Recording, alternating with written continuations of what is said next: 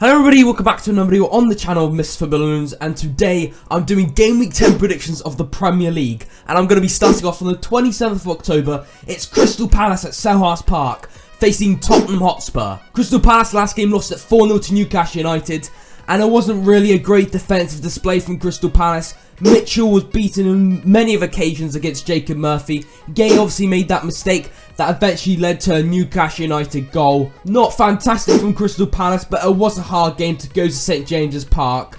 And they're facing Tottenham Hotspur. It's not really getting any easier against Tottenham, which got a comfortable 2-0 win against Fulham. Another goal for James Maddison, another goal for Heung-min Son against Fulham, which is fantastic. Tottenham completely deserved it. All areas of the pitch is doing well. Vicario in goal, making some crucial saves last game against Fulham. Very good overall from Tottenham, and Postecoglou has brought a very good Tottenham side. And I think in this game, they're going to continue that unbeaten form, and they're going to maintain first place, and they're going to win this 2-1 against Crystal Palace. I'll give Crystal Palace a goal because they're at home. But overall, Tottenham should win this 2-1. Moving on to the next game, it's a whole new day, 28th of October.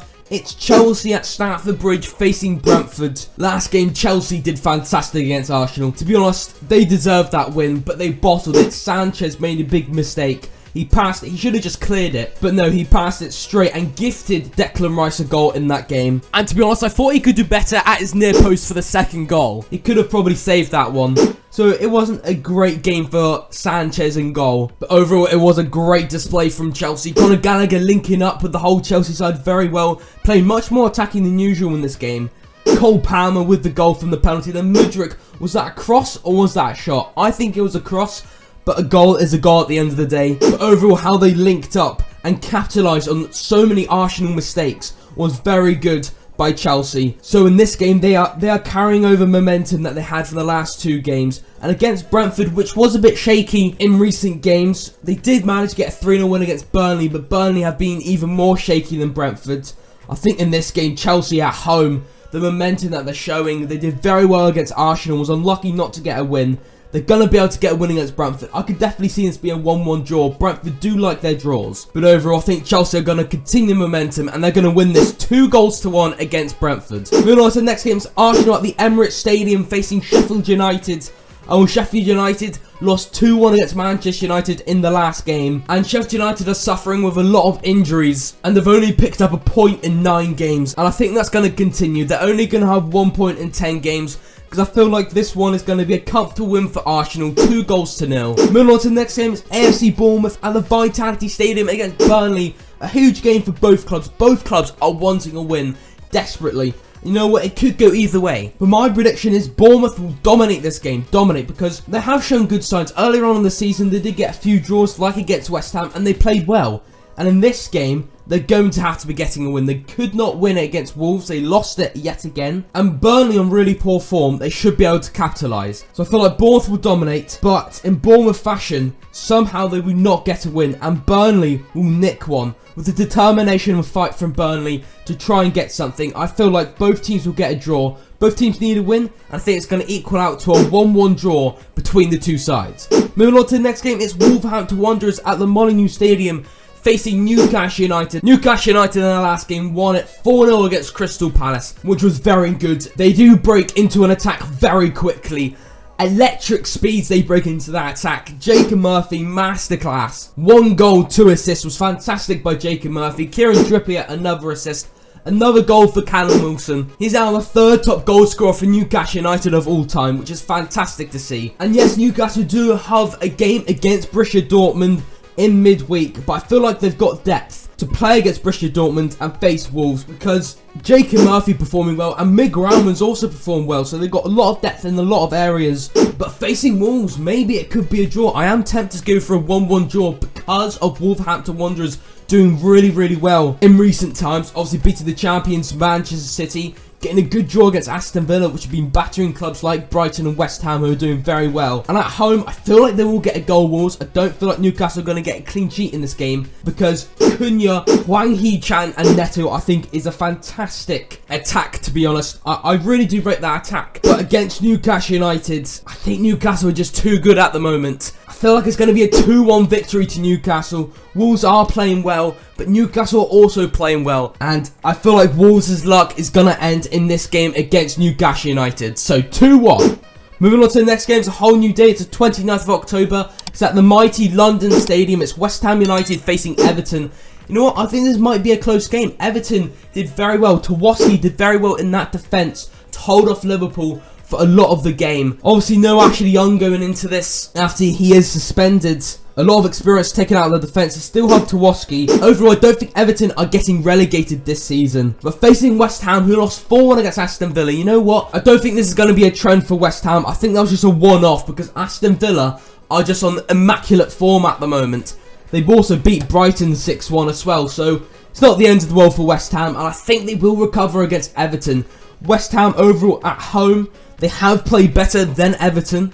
The counter-attacking football, I feel like, will work against Everton. But I feel like it won't be a walk in the park because Everton have shown a lot of qualities recently. And I am going to go for a high-scoring 3-2 win to West Ham United. Moving on to the next game, it is Brighton and Hove Albion at the Amex Stadium facing Fulham FC. And Fulham only have 8 goals in the Premier League season. Ever since Alexander Mitrovic left, their goals have been going in a downward trajectory. And Brighton, on the other hand, have a very leaky defence with 18 goals conceded in 9 games, which is an average of 2 goals every game they concede.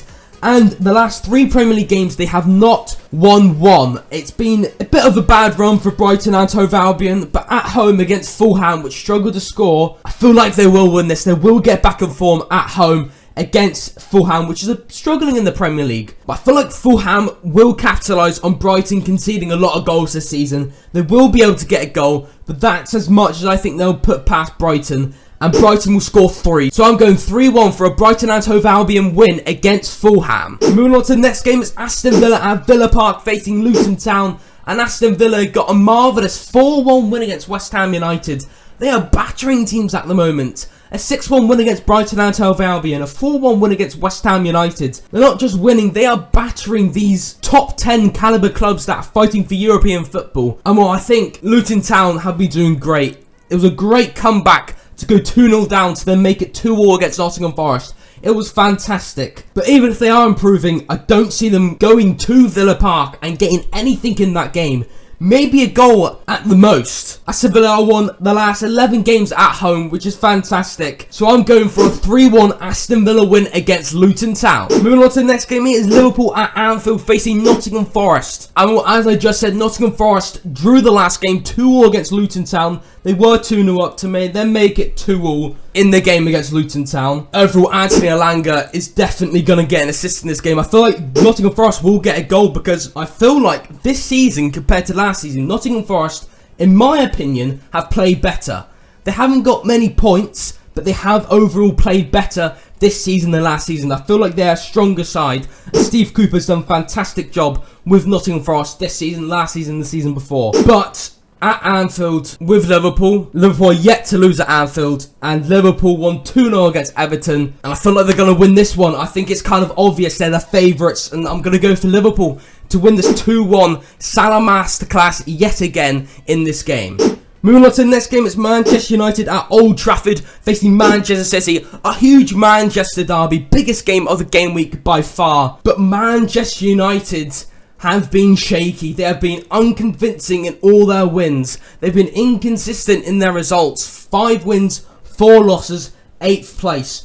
Only just about getting a 2-1 win against Sheffield United. To be honest, they definitely deserved to win in that game, Manchester United. But it's the fact that it was very scrappy football.